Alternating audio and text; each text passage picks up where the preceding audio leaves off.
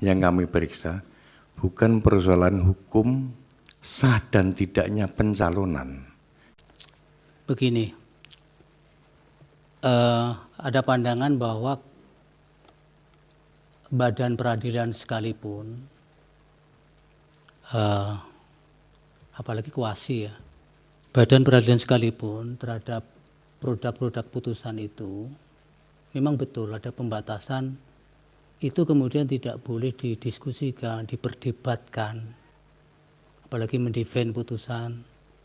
Jangankan terhadap putusan hakim yang bersangkutan, hakim lain pun tidak boleh diperlakukan oleh hakim yang lain, sebagaimana hal-hal yang saya sampaikan tadi. Tapi nanti pada akhirnya terserah Bapak, kalau tidak mau menjawab, karena ini krusial perlu saya sampaikan di persidangan. Seandainya pun Bapak tidak mau menjawab, paling tidak sudah tercover di risalah sidang hari ini.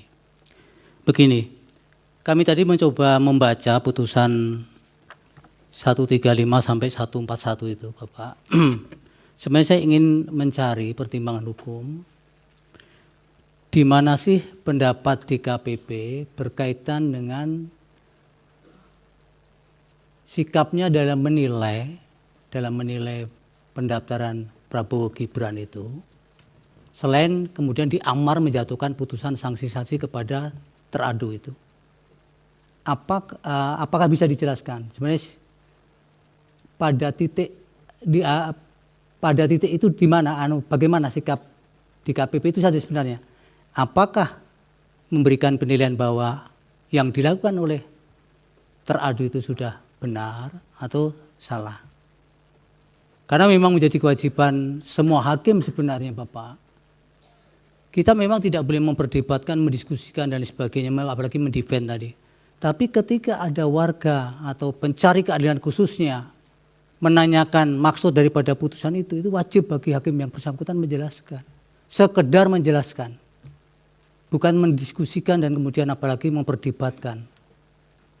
Itu pantang Pak. Mohon saya bisa diberikan penegasan. Mungkin Pak Dewa bisa.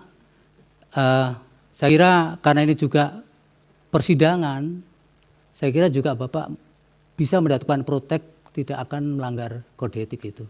Karena yang membutuhkan adalah Mahkamah Konstitusi, sebuah badan peradilan juga. Silakan Pak. Terima kasih Pak Ketua. Terima kasih Prof. Suhartoyo.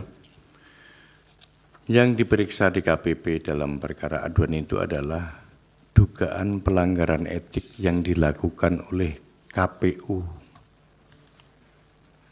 Dugaan pelanggaran etik yang kami periksa bukan persoalan hukum sah dan tidaknya pencalonan. Kami hanya meriksa ada enggak pelanggaran etik yang dilakukan oleh KPU ketika dia melakukan penanganan perkara itu. Putusan di KPP jelas ternyata ada pelanggaran etik. Tapi DKPP tidak membuat putusan hukum sah dan tidaknya pencalonan itu. Yang kita nilai ada enggak pelanggaran etik yang dilakukan oleh KPU.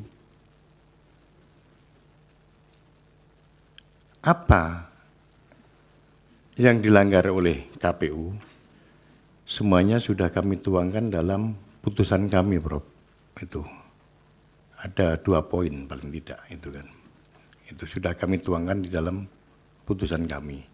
Jadi semata-mata adalah pelanggaran etik oleh KPU dalam menangani perkara dalam menerima pendaftaran Capres dan Cawapres.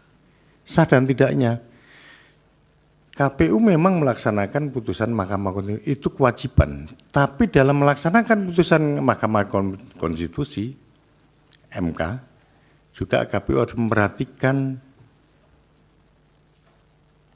tata cara, memperhatikan pedoman administrasinya, harus diperhatikan agar tidak merugikan pihak lain. Tujuannya itu. Jadi Yang kami periksa semata-mata etiknya KPU, tidak berkaitan dengan hukumnya.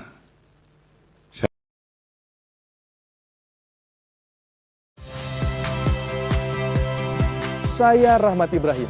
Saksikan program-program Kompas TV melalui siaran digital, pay TV, dan media streaming lainnya. Kompas TV, independen, terpercaya.